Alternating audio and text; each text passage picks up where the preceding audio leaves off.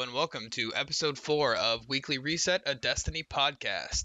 Today, our hosts are myself, SilverJ87, aka Jonathan. We have Imufu, aka Emmanuel, and we have Sammy Girl 2, aka Samantha. Our first topic this week is going to be one that is near and dear to most people's hearts, if anybody's been following it, and it is the fact that we did get confirmation that Year 1 exotics are going to be making a return in The Taken King.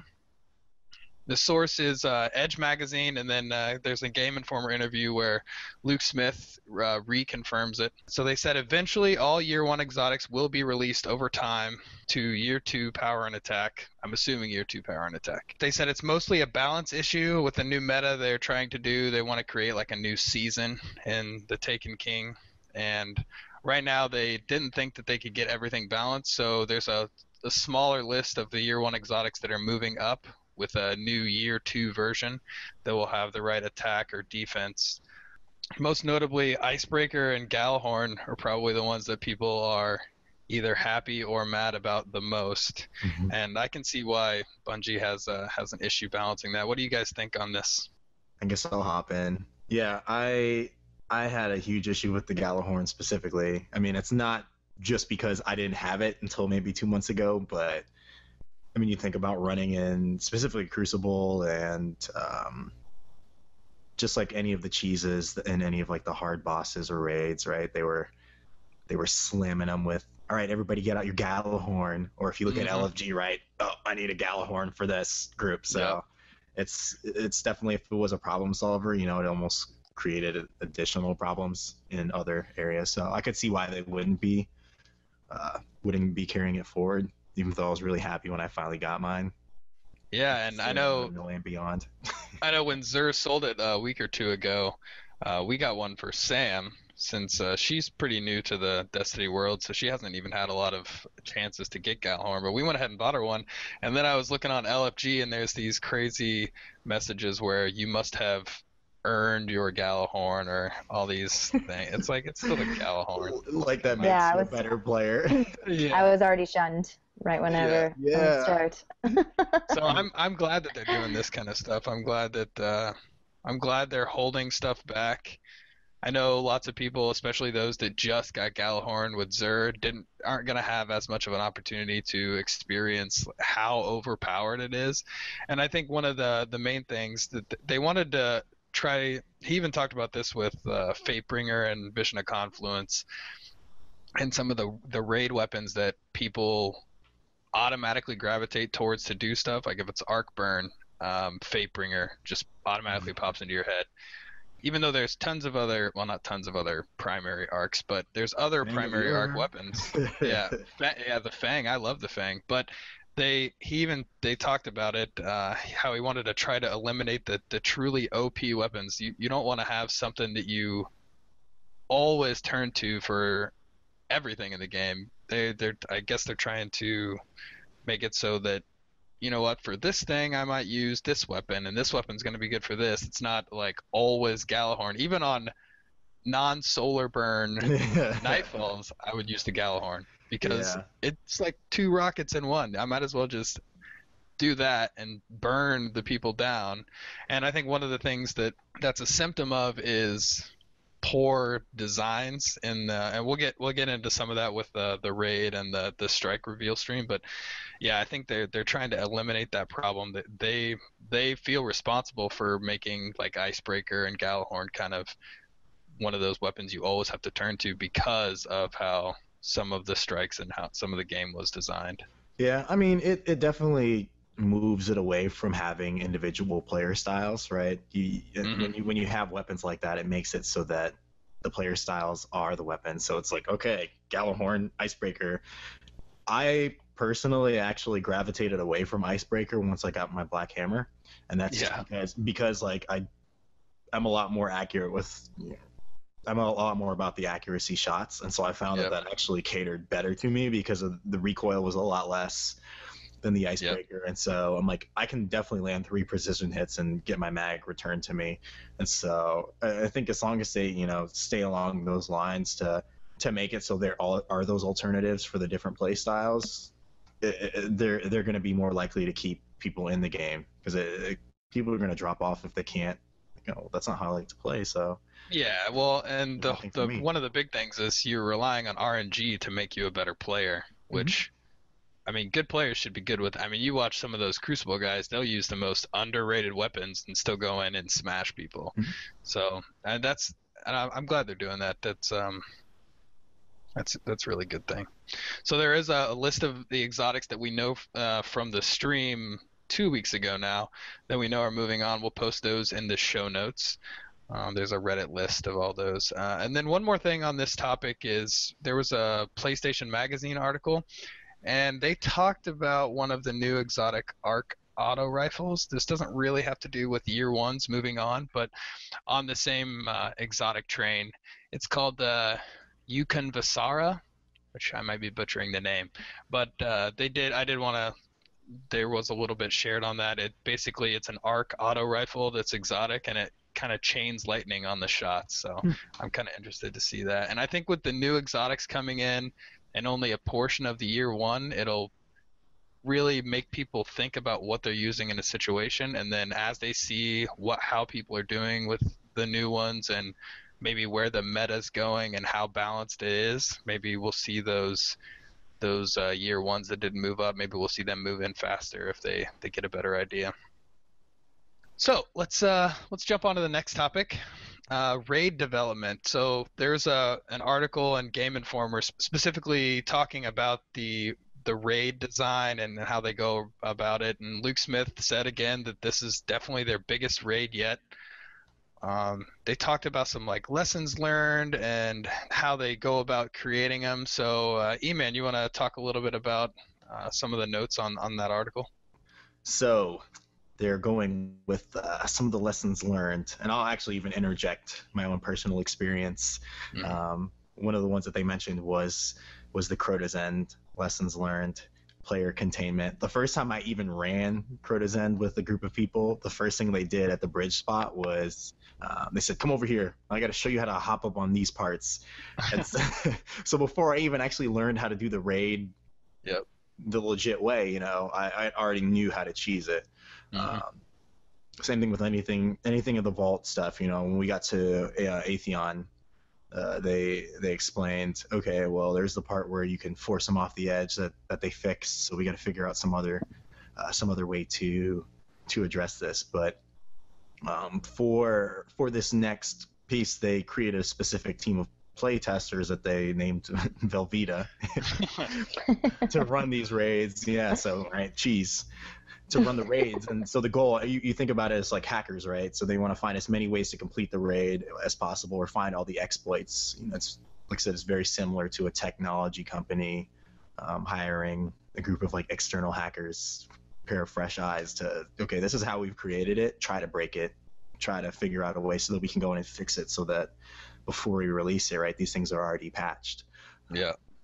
And yeah, like one of the things they said on that is they said that, or Luke Smith said that Crota's End was probably played more within the first hour that it was deployed than they ever play tested it. So, I mean, it's not, you can't fault them way too much. They don't have an unlimited, they do have like, I think it's 150 play testers, but that's split up among quite a bit of stuff. So now that they have a specific team designed to go in, one, not just play the raid how it was intended, but go in and see if that they can figure out any other ways, even if it's not like particularly an exploit, maybe they can find better ways. And if they think that makes the encounter too easy, they can kind of guard against that earlier. And then, yeah, one of the things, yeah, with the Crota's End, the player containment is what he called, how we used ledges, and you can still jump from the second light in the abyss. You can still jump up that still there wall. Yeah, you can still do it. So yeah, I'm glad that they're doing that kind of stuff. I'm hoping this removes some of the cheeses. I don't know how well they're going to be able to test against some of the more technology, like pulling the internet plug on Crota to keep him kneeling. That was a big one when Crota's End came down. Oh yeah. Another cool thing about when they talked about the raid design is on this one, on King's Fall specifically, they designed hard mode first. and then they scaled it back to a normal mode, which I think is really good because hopefully we won't run into the same thing we ran into with Crota's End, where they just bump the enemy levels one above your max possible level just to make it artificially hard. Whereas with like Vault of Glass, it was a level 30 raid, which you could achieve even before you got there if you got lucky with all the drops. But on that one, they added new mechanics like the shields and like the detainment bubbles and that kind of stuff. I'm just glad that they thought about hard mode before normal this time, so that we know that there's hopefully going to be new mechanics this time. Yeah, like if you spend all your time focusing on that first stab, and we thought of all this crazy stuff to do for this raid. I mean, they're probably so burnt out by the time they finish the raid. It's a lot easier to take away pieces and kind of redesign to be easier than it is to, all right, we've made something complex. Now let's figure out another layer of complexity to add to it without actually messing it up. And so, yeah, I agree with Jonathan that it's really good that they basically backed into the raid, right? Started shot for the stars and then backed it on down for the normal mode. Yeah, and the fact that he said it's not just going to be a normal and hard mode this time. So now we're going to have something in between or in addition to. I'm not sure if it's going to be a medium mode, or maybe it could be maybe you have like one where you can run the normal mode with modifiers maybe, or they have like a modified version each week, kind of like on a playlist rotation thing. Maybe they could introduce a bounty for doing that. I'm not sure, but I'm really excited there's going to be more than just the 2 modes this time. I think that's I would think it would be, this is just my guess, but that it would be something harder than hard, because it kind of it reaches the audience that plays like a lot, and they want to be the best. They want to go even further than playing hard mode, and kind of, I'm thinking it's like, how there's the supers only Crota. I mean, I know that's just like an individual thing that people do, but people like to be challenged in that way. And so I'm thinking that they're going to have that kind of like, oh, you have to, there's going to be something that you like need to do in order to complete the mission, and it's just going to make it that much more difficult. Yeah. It's going to be diffusing minds. Yeah, okay. I never have the diffusing mind. Oh, yeah, so they did talk about how they learned stuff from their past raids, so I'm glad. And I mean, we know Bungie listens to us. They've obviously been showing us that with the balancing and stuff. But yeah, so I'm excited for the new raid. I think it's going to be good. And Luke Smith was the guy on Vault of Glass 2, and everybody loved Vault of Glass. So I'm expecting some pretty cool, crazy mechanics in this guy. All right, so let's move on to the Strike reveal stream. If the listeners didn't get to watch it, we'll go over some stuff, but there is a good recap article on Planet Destiny. So just the basics. We got to see the new skill trees, and I thought Mr. Fruit did a really good job because he went through the Stormcaller, and not the Stormcaller, the Sunbreaker, sorry. He went through the Sunbreaker, but he went through every individual skill and read what Reddit's blurb, kind of gave a little bit of background on it, and then also said why he chose that. And I wish the other two had taken as much time to go through it, because I felt like the other two kind of rushed through, and like they were like, oh, this one did this, and I mean, people screen grabbed everything and broke it all down, but we only really got to see the perks that they had equipped in use, and there were some changes from the E3 build, so I was really excited that they did that. But we'll post links in the show notes to the Wikia that has the updated list of all the perks and what they did. We also got to see the artifacts. They're going to be available at level 40. What do you guys think about the artifacts? They're cool. I don't know. Yeah, it's just another like an added perk. Yeah. So yeah, maybe they'll be. I don't know. I thought that they were all the artifacts that they selected were pretty similar. So yeah, they did. The perks were all. So maybe whenever we actually get to see, all the different types of artifacts that are added, maybe get a better idea of kind of perks that they will give. Yeah, pretty much saw the same perk just for each different class. I mean, it's another source of obviously light since it's got defense on it. You will get some stat increases, so it had intellect, discipline, or strength rolls on it, and then it's also got a perk. That was a rare one, so I don't know if the legendaries will have either better perks or more than one. We can't really, we don't really know right now until people kind of data mine the system to see what's out there. But yeah, I mean, it's good. I think anything that really gives us an idea or a better way of customizing, and this is something you're not going to be able to unlock until you get to level 40 anyway, so I'm assuming that's why they were playing with level 40 characters. They did have some dumbed down attack and defense values. Planet Destiny pointed it out on one of their articles, so hopefully that made them more in line with the strike level, because I think they played a level 36 strike at level 40. But hopefully with the declining in defense and attack, maybe it brought them down to the right power level. They did run the strike. What did you guys think about the strike? It's pretty standard of what you see on most strikes. But then the end, with the bosses, it's pretty cool because the first one that came out, he had like a jetpack and he was like slamming down people, and you're like, okay, wow, I can't get too close to this guy. And then he goes and leaves, so you're like, okay, well, all right. And then the thing is, it's like an arena, and you have no place to hide. So this is probably going to be challenging for me because I'm typically like, I need to get to a safe place if my health is low. And it just seems like you kind of just have this just big space, and you just have what was in the circle, like a tower in the center. Like a little and so they just, in order to get away, you just had to like run around and kind of just get out of their view. And then the next boss that came out, he had a missile launcher. So it was just like it just took a big arc, and you got to see the blue circles on the ground where the stuff was going to hit. So I'm sure if you got hit it's kind of like those tanks in Halo. Tanks in Halo, you know how they like shoot out? It's kind of like that, but it was just a guy.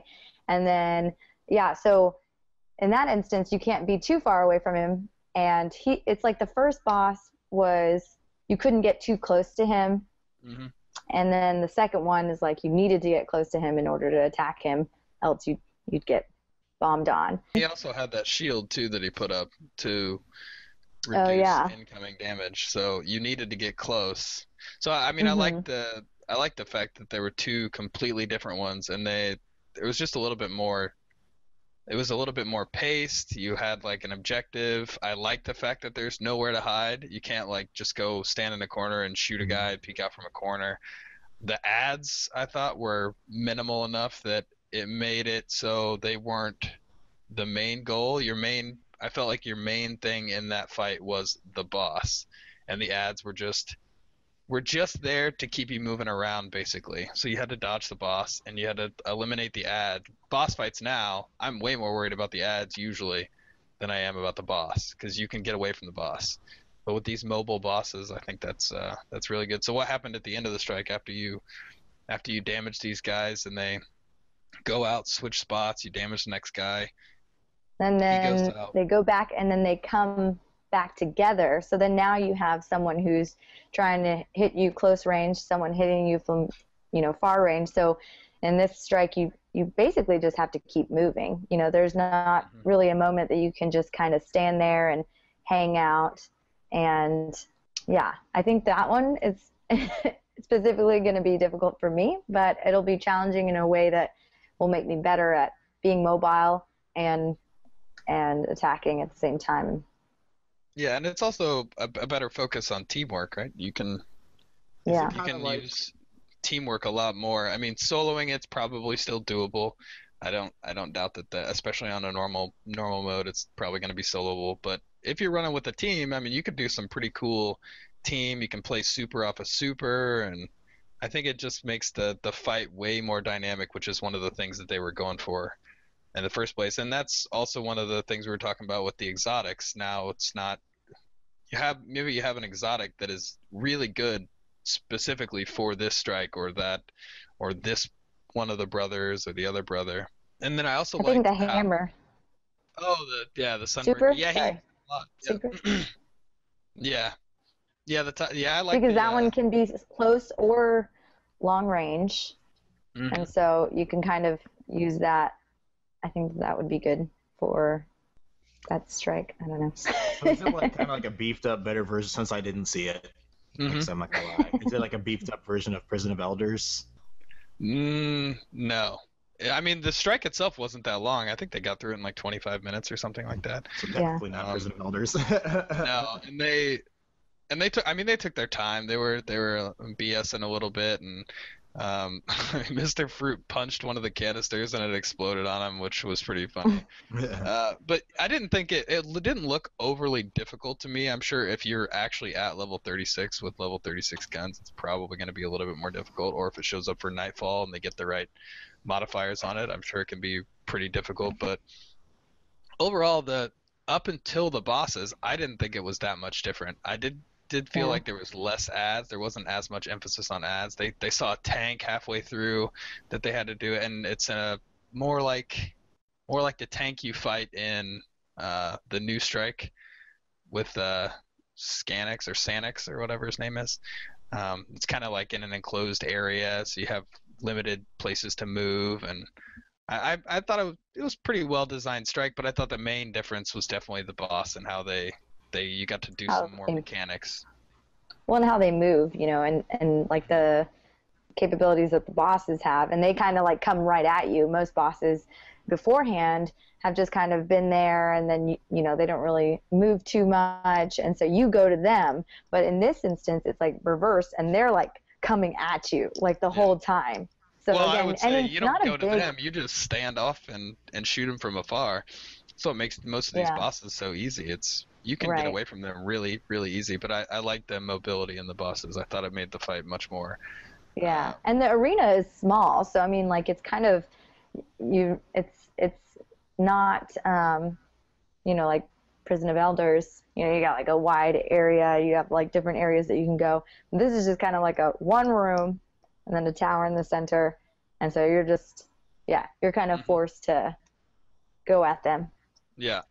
And then I liked it when they came out together. I thought it was pretty fun to watch them take one boss down. They concentrated on one of the guys, try to get him out of the picture, and then the other guy basically kind of inherited what he was doing. I mean, you could kind of see it visually in the strike. If you haven't watched the stream, you should go watch it. But I liked how that was just another added mechanic where you take one down and you're not completely done with him. You got to fight basically a different version of him in his other brother.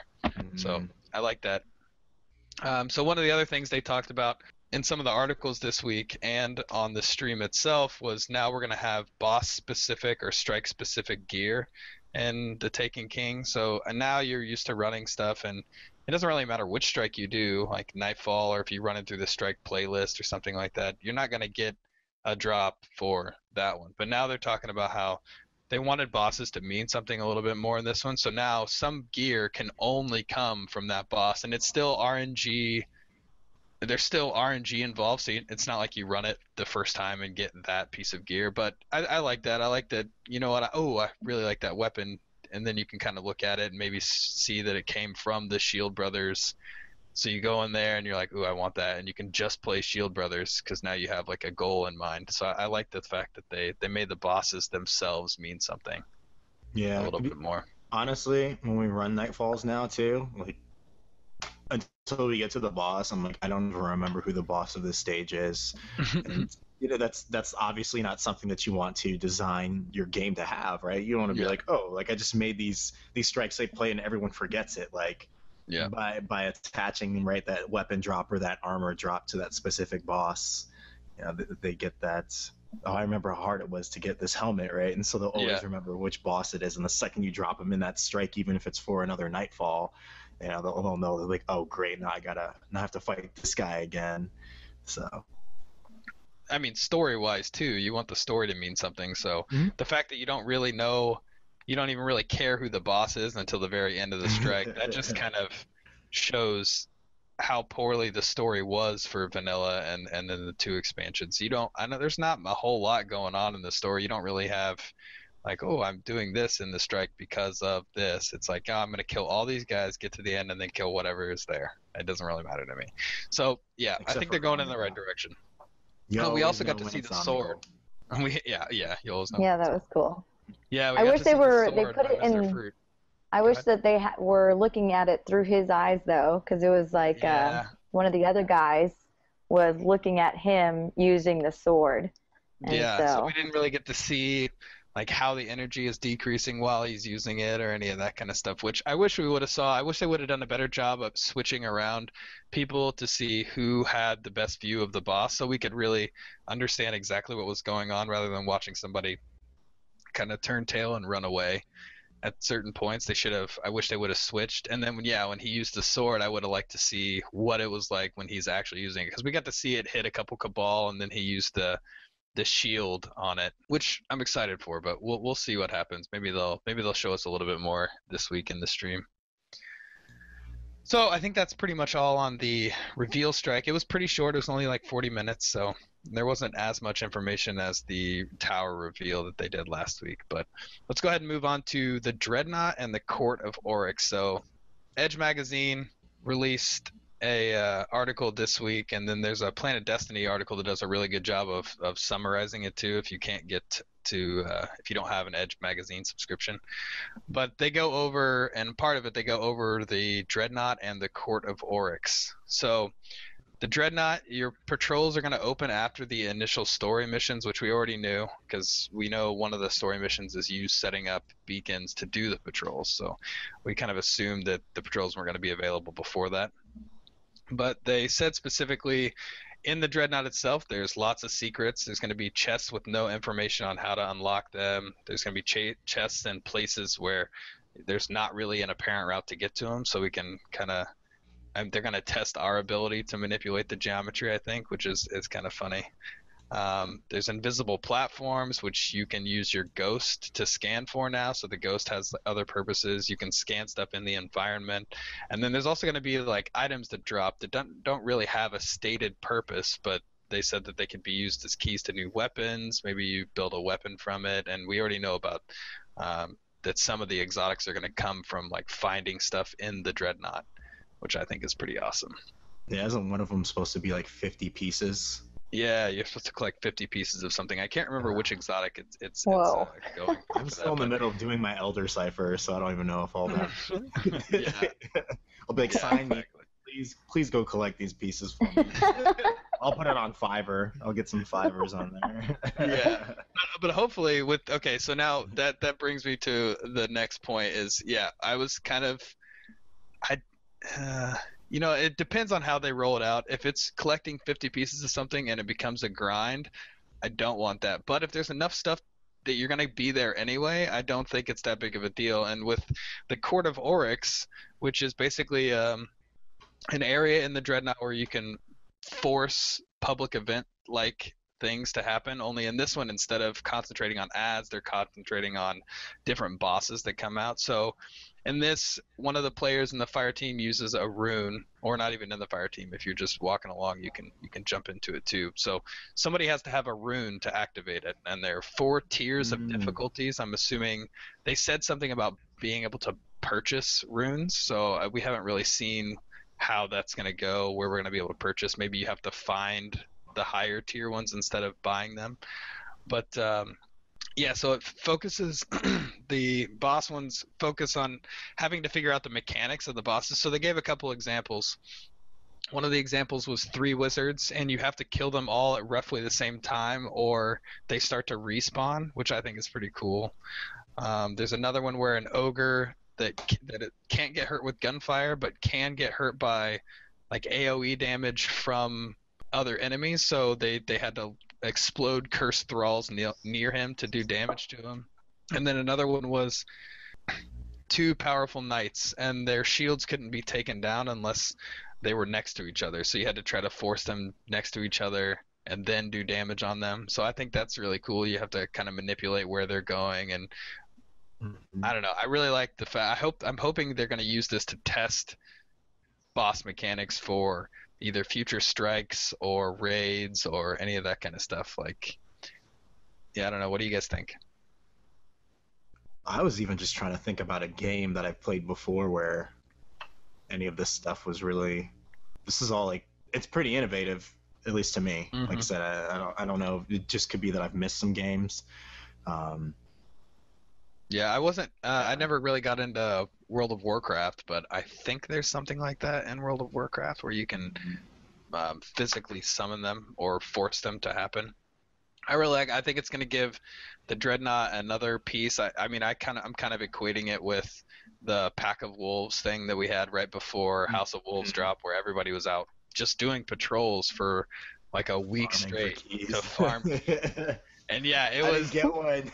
I spent like Yeah. 6 hours with you Oh guys no, you didn't get one? the whole time. Like I spent 6 hours one day. We Oh, were farming keys, and I didn't get one. Yeah. oh Well, my meanwhile, gosh, I got I'm over one. here at level like 22 or something Yeah. ridiculous. Wow, And you wow. I got think I one was on your 25. first chest. Yeah, so I like that. And there are going to be rewards. They said the rewards are given on a really high platform in the Court of Oryx.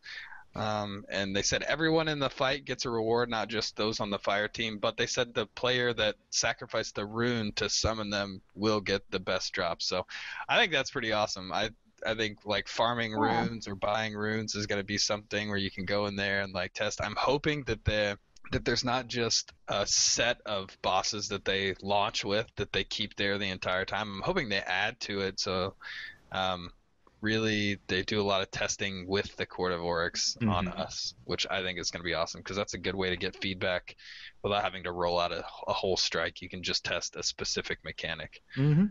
I think the night thing is kind of interesting. Hmm. That one was what caught me off guard for a second because I'm playing through Chrono Trigger again. And Hmm. so in the beginning of it, there's like where you fight Masamune or whatever, the sword, and there's Hmm. like the two twin brothers, but one of the tactics that you use is you try to put them to sleep because then the other one doesn't counterattack. And so that's what the knights reminded me of is like, okay, bring them next to each other so that you could do the damage or whatever. But Yeah, and that it's focuses interesting, on it's very teamwork too. innovative. Yeah, I mean, you can exactly. have somebody lure one next to the other one while your team does damage to both of them. So I like that. But we're gonna find out more on this Wednesday for the stream. So I'm pretty excited to see all of that. If you didn't know, there's a stream on the Dreadnought and the Court of Oryx this Wednesday. I think it's at 11 a.m. just like the other ones have been, but that'll be on Twitch.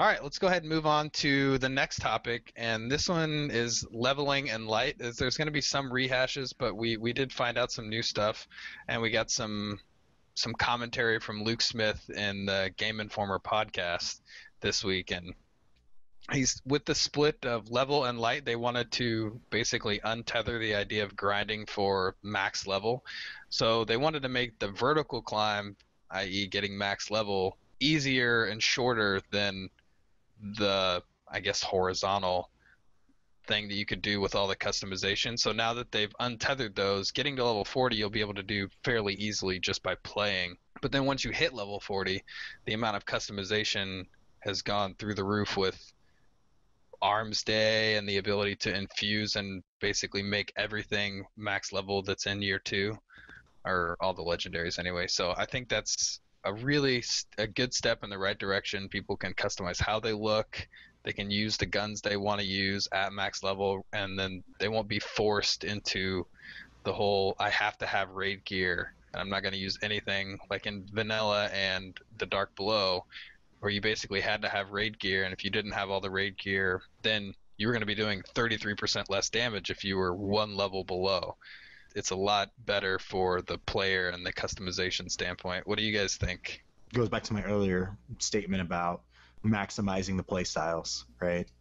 So Hmm. by I guess reallocating the not reallocating, but making the gear available to all different levels, right? So you're like, okay, you get up to level 40 and I can use all of these 10 or 20 different things versus these three, right? You're going to Hmm. maximize the different types of play styles. And so it's actually mutually beneficial for the players and for the developers because, the more open you are with the types of play styles you can get, then the more you can learn from the players. So you'll Hmm. see different types of tactics online, and they might see something that, hey, we didn't intend for this to happen, and so by watching the video and saying, okay, well, these players are doing this, then you get another source, I guess, to research what necessary patches should Hmm. come out.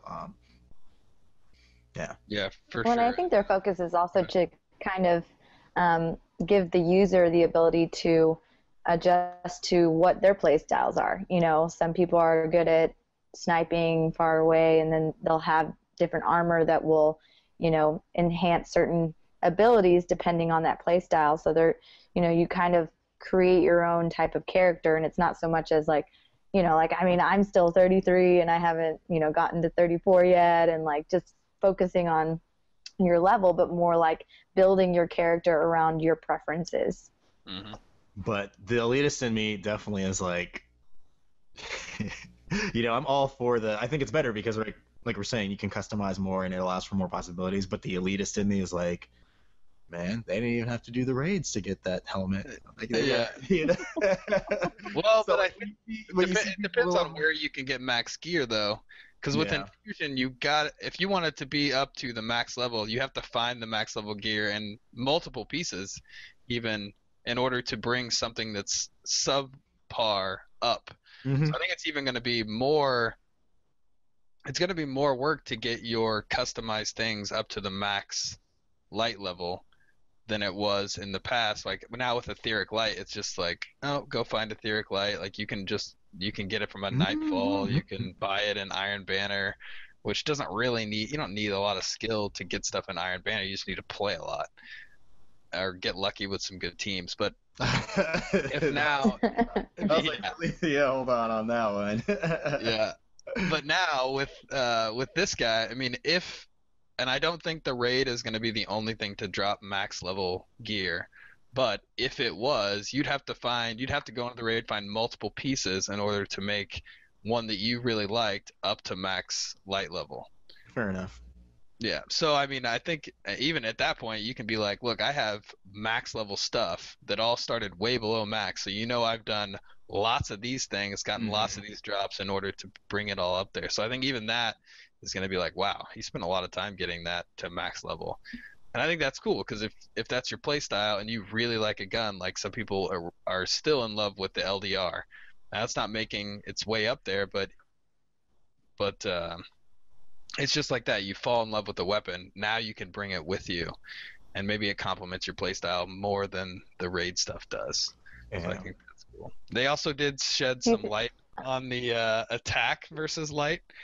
So I know there was a lot of Reddit articles, a lot of talk on, you know, what if we have max level gear except for Fatebringer? We equipped Fatebringer with everything else max level. Fatebringer's light or attack is way less, but on the overall average, it doesn't bring your entire light down that much. But what he said specifically, and Luke Smith, I'll paraphrase what Luke Smith said in the Game Informer interview, but what he was basically saying is your overall light average and the weapon's attack will be used in conjunction to determine your damage output. So that basically means, I'm assuming there's going to be like a power curve that is per average light level, and then it uses the difference between your average light level and the actual weapon's attack to kind of give you your actual damage output. So I think that's awesome. I think it's good. We know light is going to make a difference overall, but it's also going to force you don't want to use something that is bringing down your light. So they're basically penalizing you for having stuff, for trying to bring along stuff that isn't even close to what the other gear is. So I like that. It's definitely going to remove the year one legendaries from the equation. It's going to change up people's play styles, and they're going to have to get uncomfortable and then find new ways to play.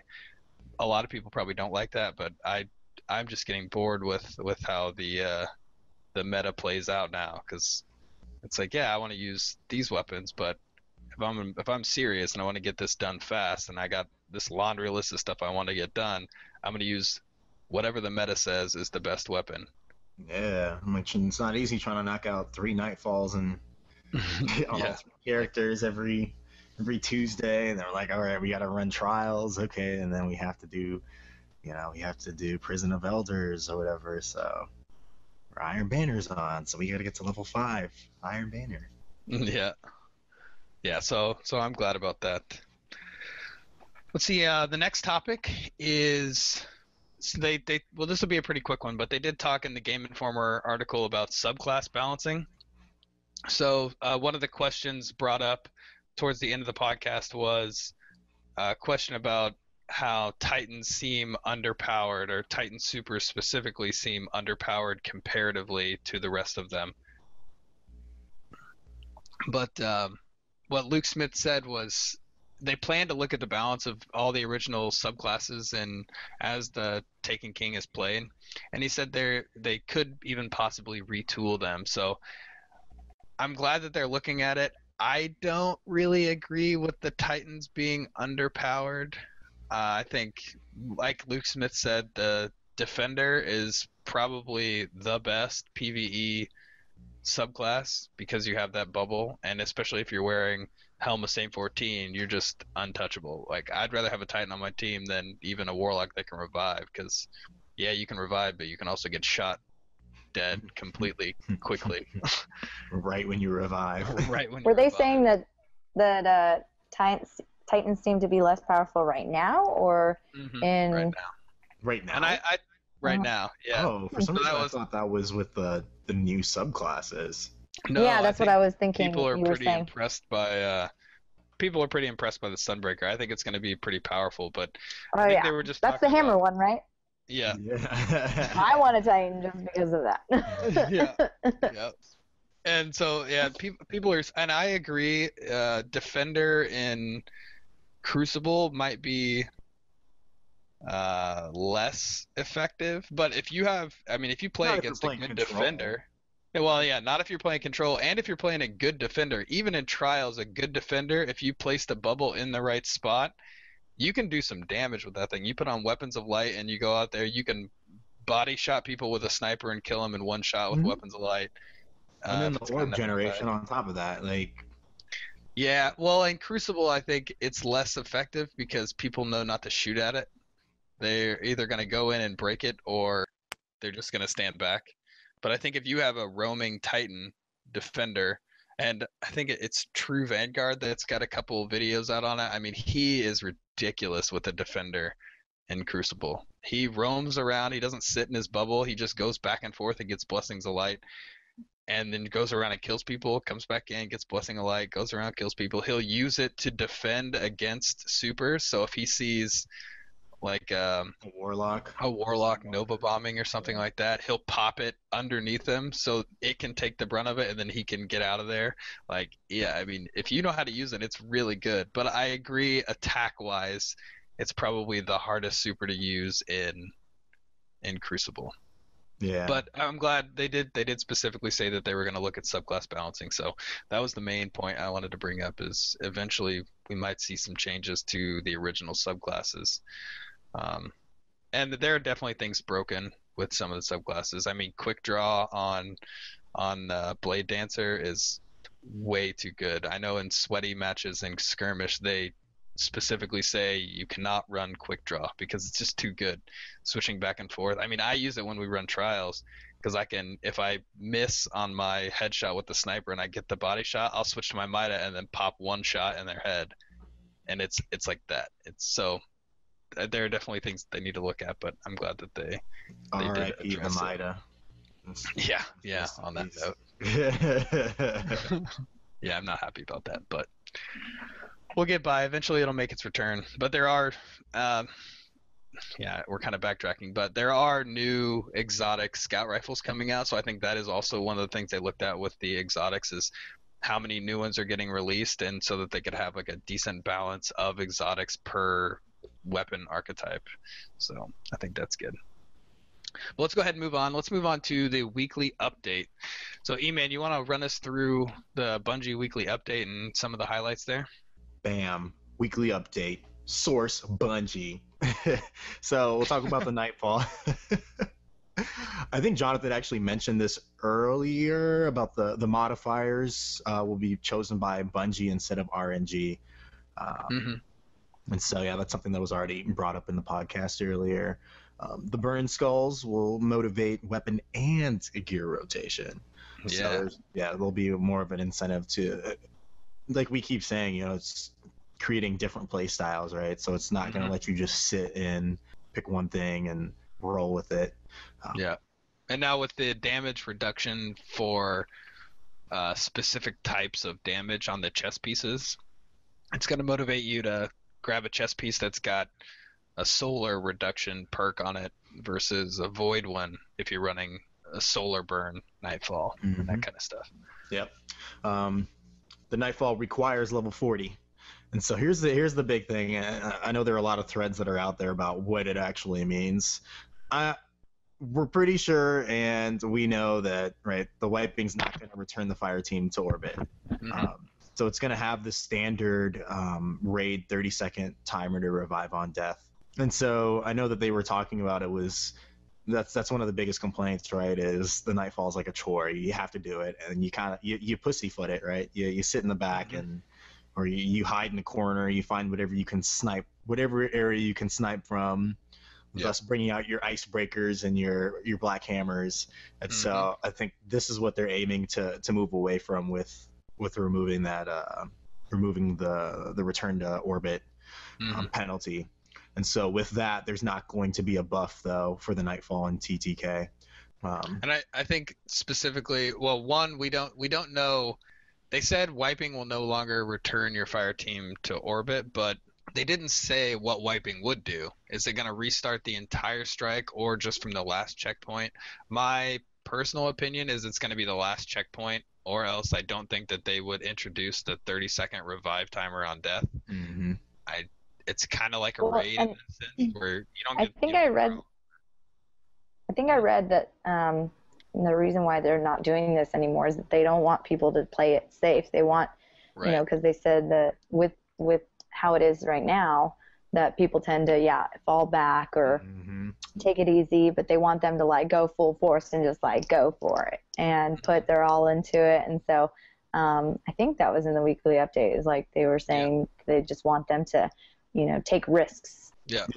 And I'm on the same thoughts with Jonathan, that there would be no point for them to revamp and reprogram everything only to send you to the beginning of the raid versus sending you to orbit. Like they basically would be spending so much time and effort to do something that didn't really make a difference, right? The difference between getting sent to orbit and then flying back into the raid from orbit is all of 30 seconds.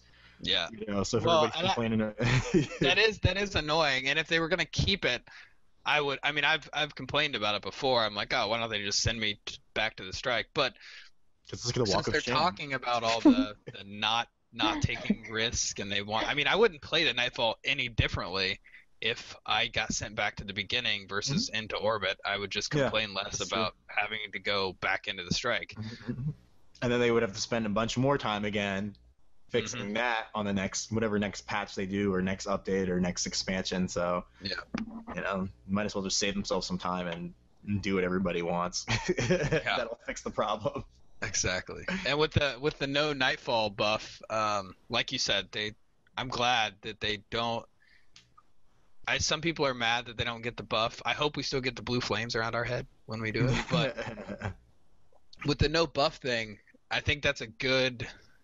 Lots of these changes that we're going to talk about are basically eliminating the weekly chore list in Destiny and allowing you to do whatever you want to do with your time.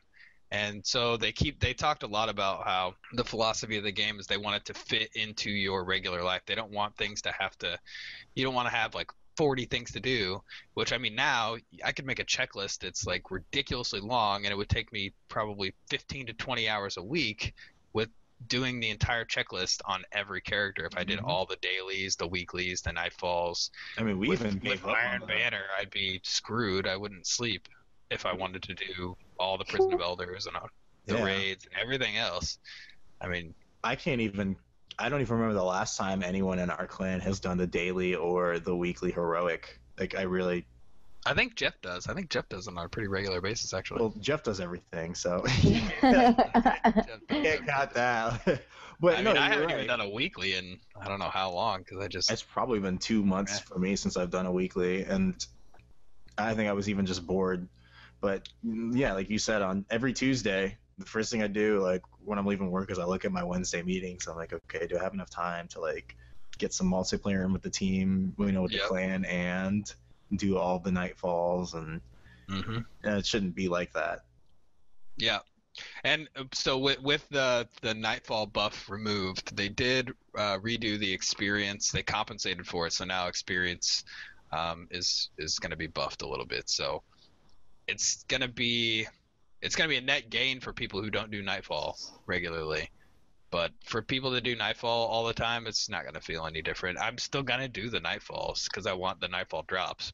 Anyway, I think it's a good addition. What do they have to say about the weekly heroic strike? The weekly heroic strike also requires a level 40.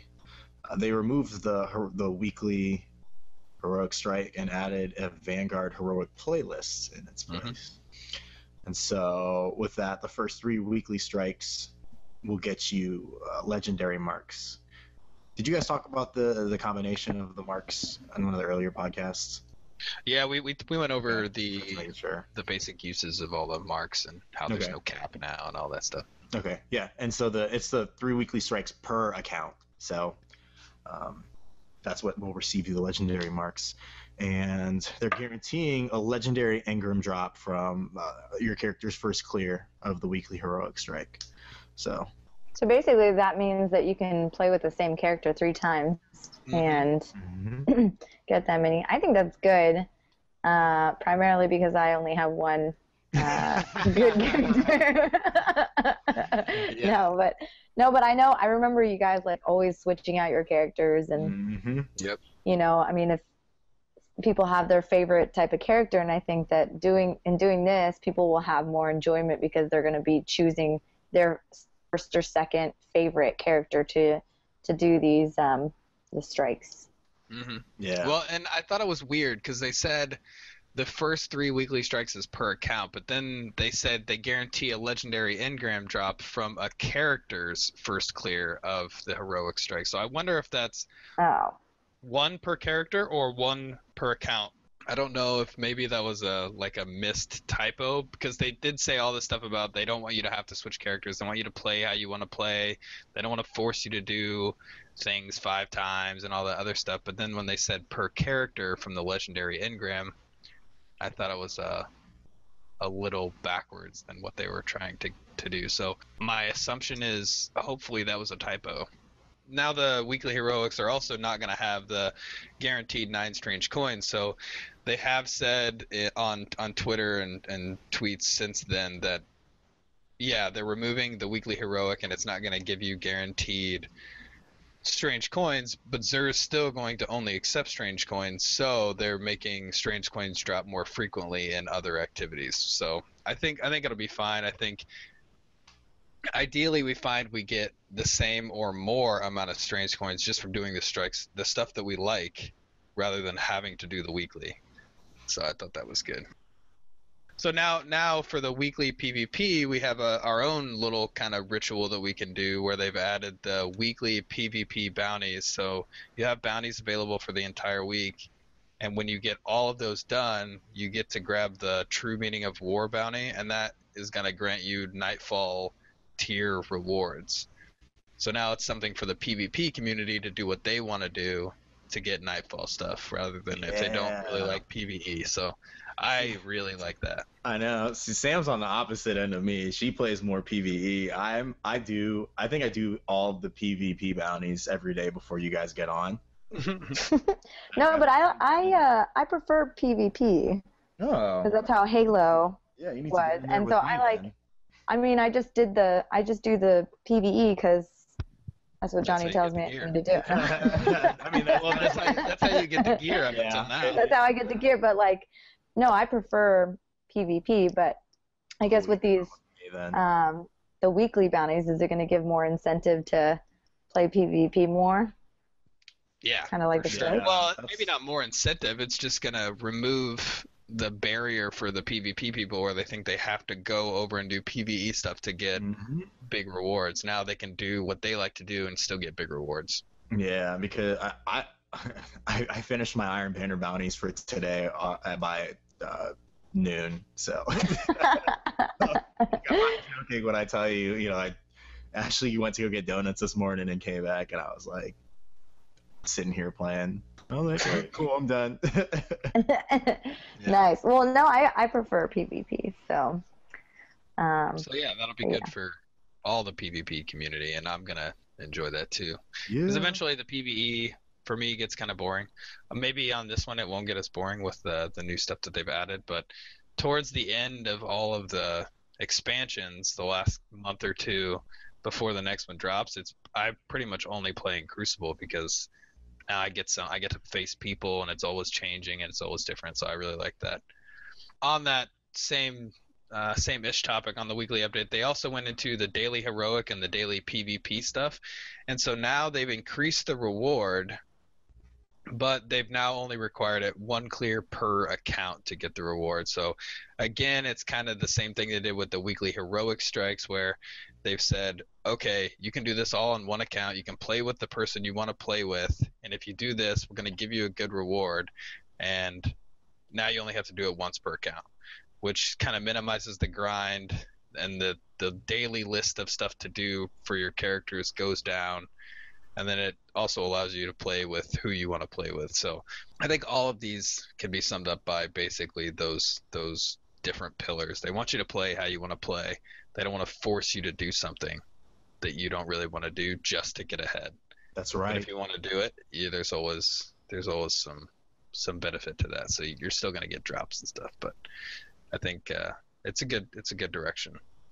So lastly, the last thing on the weekly update we'll touch on is the patch 2.0 is going to come on September 8th. So if you're on Xbox One or PS4, it's about an 18 gigabyte download. So you're going to need to make sure you have the space on there.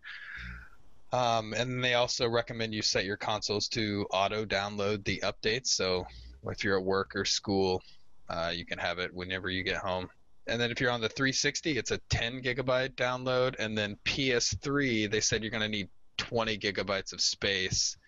But when it's done and installed, it's only going to take up about 10 gigs. So there's something with how PS3 installs updates. It probably duplicates it and then deletes the original. So it doubles the space and then halves it at the end. And so for our last thing, there were some that didn't fit into any topic in particular, but we did learn about some miscellaneous stuff this week. So we'll just cover those. We can go through them point by point and each take our turn. So I'll grab the first one is Glimmer. They did say that there is going to be no cap increase for Glimmer. That was on the Game Informer podcast. Luke Smith said they did look at how much Glimmer was coming in and how much Glimmer people had on their accounts and all the different ways to spend it. So now they're going to give us new ways to spend it with Arms Day and some other stuff. And then they're also going to make it more readily available. So now we have perks specifically, even for Crucible, that give you more Glimmer when you're in the Crucible. So he said they kind of looked at it and didn't really feel the need to increase the cap. So we'll see. I like the stockpile stuff so that when I need it, I can burn through it all and then restockpile again. They're not paying attention. They're not poor like us, so they're not Glimmer poor. They can just yeah, I was gonna say, you look at my account, it'll go up to I have 10,000 like and then I'll burn right it down to I rarely have more than 2,000 or 3,000 just because I'm always upgrading random stuff to test it out. I think I have a lot of Glimmer. Yeah, Can I borrow some Glimmer? But on that note, at least with the exotics now, you don't have to upgrade the entire tree to get that perk. So that's actually pretty cool. That's one of the ways they're saving you Glimmer. You can test out exotics and the signature perk's going to be unlocked on the year 2 versions right when you get it. So you can test it. If you don't like it, you don't have to upgrade it. Don't keep doing it. But so that's one of the ways they're nice. Kind of keeping it under control. So I don't know if I necessarily agree with the no increase. I would like it, but they've clearly looked at it. So E-Man, you want to cover the next one? Yeah, character recustomization. They said not yet, but maybe in the future because they also want it to.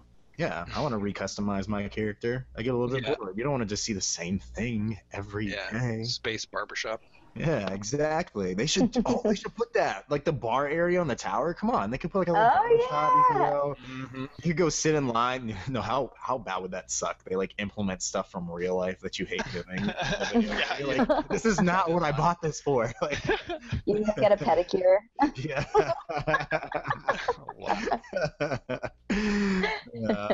So not yet, but maybe sometime in the future. Yeah. So Sam, you want to grab the next one? Yep. So all trophies from year 1 will still be obtainable in year 2. And that was sparked by the switch from marks to legendary marks. Yeah, so where we had the Crucible and Vanguard marks, and I saw a lot about people being worried that they wouldn't be able to get the trophies, because there's a trophy where you have to get the 100 marks in a week, which is the cap, and that unlocks a trophy for Vanguard and Crucible. But they said specifically they were addressing it so that it would still be achievable with the legendary marks, so that's good.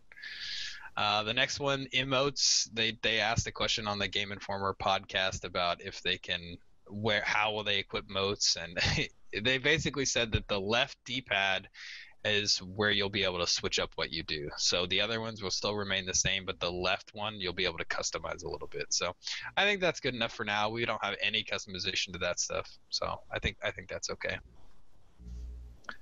E-Man, you want to grab the next one? Yeah, the release schedule.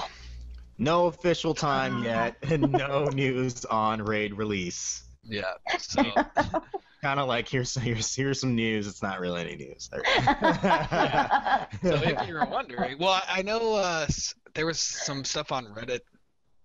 Maybe the Legend Blue, or I forget who said that it was going to be, all the TTK stuff was going to be playable at midnight on the release East Coast time. I know I can pick up my copy at GameStop at 9 p.m.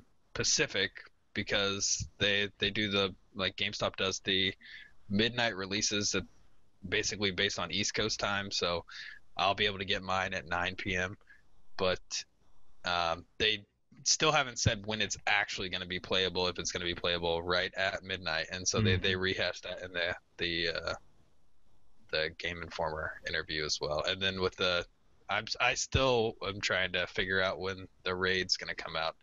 I'm assuming it's going to be a week or two after the Taken King drops, which I'm glad about, because I don't want to have to rush through the story to play the raid. Yeah, it'll give everybody time to, because it took us, what was it, when House of Wolves came out, what did it take us, like a couple days to get to 34? No, well, maybe. So me and Jeff and Greg took vacation days on the day it dropped, and we were 34 by the end of the night. Oh, I was the next day because I took the next day off. That's Yep. why. Okay. Yep. But that being said, I slammed through the story on that first character just so that I could get there, and then with the other two, I kind of took my time and listened to the story and tried to figure out what I liked about it and what had changed. So I'm hoping that the raid is delayed by a couple weeks, just to give us time to get up there. Yeah, I kind of took my time too to get to level 34. Filthy casual, Sam. Filthy casual. Casual player. Yep. So the last thing on our MISC is Sublime Engrams. PlayStation users are going to get legendary sets of class armor that's going to be rewarded by a new Sublime Engram. Why is it just going to be PlayStation users? Are they kind of the exclusive stuff? Man, I'm actually probably gonna get I'm probably gonna get it actually. I'm thinking about grabbing a PS4. All right, well, and that's it. This has been Jonathan. You can find me on Xbox One at SilverJ87. I'm also on Twitter at the same handle. All right, this is Emmanuel, aka Emufu, on Xbox Live. My Twitter handle is the number 1 up hip hop. And this is Samantha, and my gamer tag is SammyGirl2, and I got a Twitter now, but it's specifically for Apex, so my name is SammyGirl2_Apex. Thank you guys for tuning in to another week of Weekly Reset of Destiny podcast. We'll see you next week. Thanks for watching or listening.